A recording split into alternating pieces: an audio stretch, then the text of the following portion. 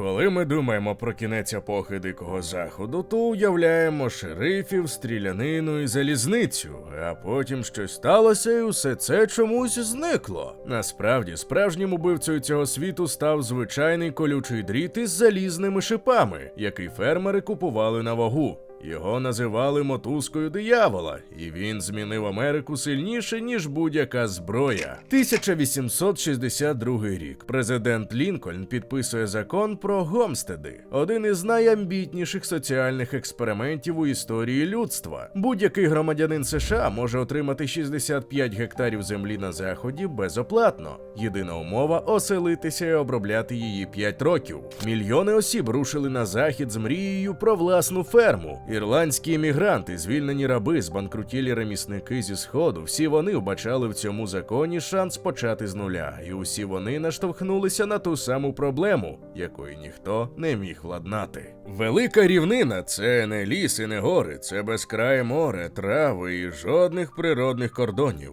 І на цій рівнині вже кілька десятиріч господарювали великі скотарі, без жодних юридичних прав, зате з цілковитим відчуттям власників. Їхні тисячні стада техаських лонггорнів вільно бродили де завгодно, і коли ці стада виходили на поле фермера, то за одну ніч зникав урожай, задля якого людина працювала місяцями. Захиститися було нічим.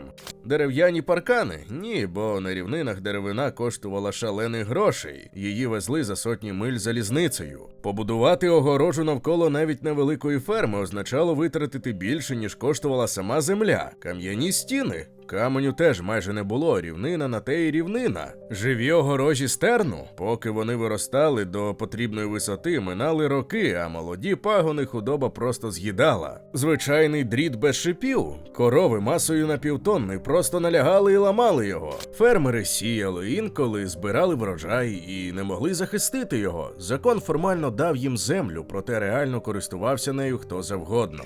Джозеф Фарвелл Гліден народився 1813 року у Нью-Гемпширі, та більшу частину життя прожив фермером у Іллінойсі. Це була людина практична, не винахідник за покликанням, не підприємець за вдачею, а просто людина, яка вміла дивитися на проблему і міркувати, як її владнати. Побутує популярна легенда, що ідея спала йому на думку на ярмарку 1873 року, де він побачив дошку з цвяхами, яку хтось прикріпив до звичайного дроту для відлякування худоби. Гліден вирушив із ідеєю додому і почав експериментувати на кухонному столі. Його дружина за переказами скаржилася, що він захопив усю робочу поверхню дротом і металевими шматками. Він перевіряв різні форми шипів, різні способи їхнього кріплення. Проблема була проста – шипи зісковзували вздовж дроту і збивалися в одне місце. Розв'язок виявився елегантним. Другий дріт без шипів, який обкручений навколо першого, фіксував шипи на місці. Подвійна спіраль, міцно, дешево, просто.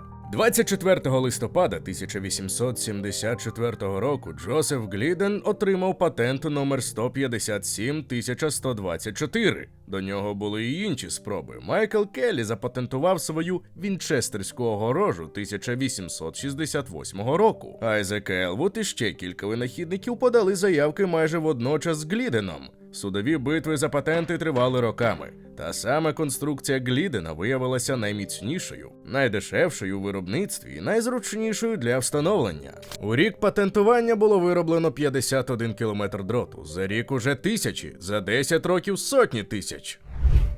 Хвилинка уваги для тих, хто ще не підписаний на наш телеграм-канал. У нас там не тільки анонси нових відео, а ще й безліч цікавих історій і фактів, які ми не публікуємо на Ютубі. Посилання у описі і прямо зараз на екрані. Найкраща реклама в історії Заходу.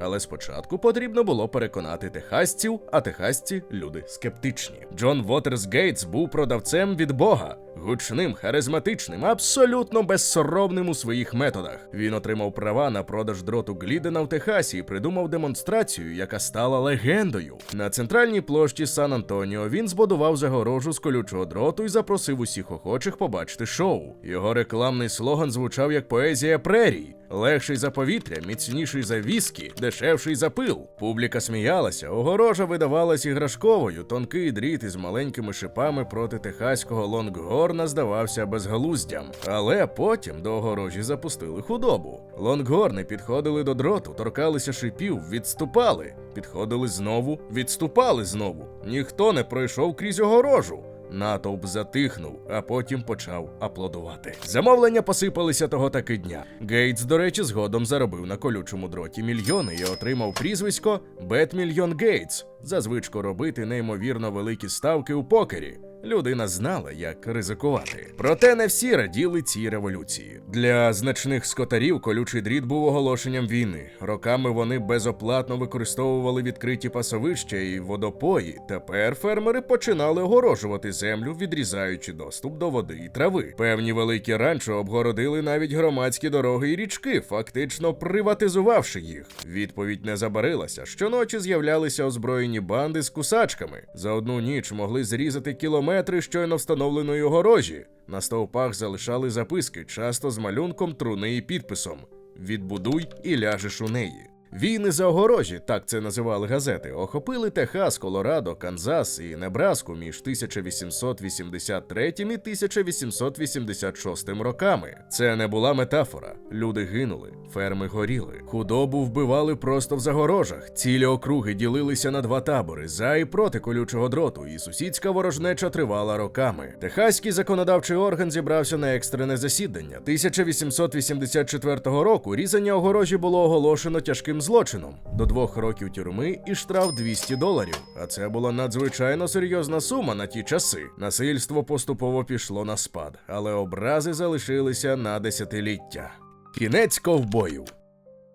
Для ковбоя колючий дріт означав дещо значніше за незручність. Він означав кінець цілого способу життя. Класичний техаський ковбой існував задля одного – великих перегонів худоби. Щороку десятки тисяч голів потрібно було гнати з Техасу на північ, до залізничних станцій у Канзасі, звідки худобу везли на бойні Чикаго. Це були сотні кілометрів відкритими рівнинами, тижні в дорозі, нічні вахти біля вогню. Саме звідси народилася вся романтика ковбойського способу життя. До речі, ми маємо відео про ковбойську їжу на нашому каналі «Історія на тарілці». Радимо переглянути, дуже цікаво. Але якщо худобу можна тримати в загорожі поруч із залізницею, то навіщо гнати її за півконтиненту? Та й функція захисту худоби теж почала зникати, адже стадо залишалося там, де мало б бути. Великі перегони практично зникли до кінця 1880-х. Не через романтику чи ностальгію, через просту економіку. Колючий дріт був дешевшим за ковбоїв. А корінні американці називали колючий дріт мотузкою диявола. І це була не просто образна назва. Для них нова огорожа означала остаточне фізичне закріплення того, що відбувалося юридично і військово вже впродовж десятиріч. Землі, якими вони кочували і полювали впродовж тисячоліть, тепер були буквально перекреслені лініями дроту. Бізони, основа існування рівнинних племен, опинилися відрізані від сезонних маршрутів міграції. Їх і без того винищували мисливці, а тепер огорожі остаточно розбили рівнину на ізольовані шматки. До 1890 року дикі бізони, яких іще у 1860-ті роки налічували 30 мільйонів, були майже знищені. Колючий дріт – це лише один із факторів, але важливий.